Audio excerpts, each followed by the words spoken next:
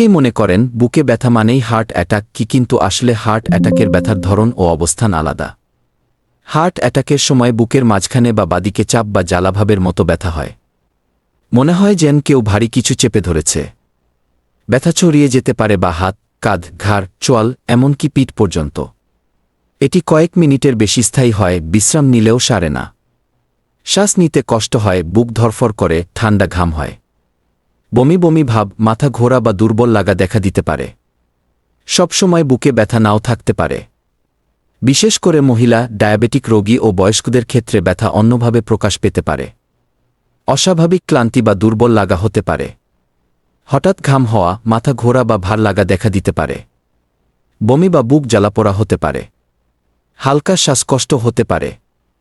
Gas বা অম্বলের ব্যথা heart অ্যাটাকের মতো বিভ্রান্ত করতে পারে। পেশির টান বা স্নায়ুর ব্যথা নড়াচড়ায় বাড়ে। মানসিক চাপ বা উদ্বেগজনিত চাপও হতে পারে।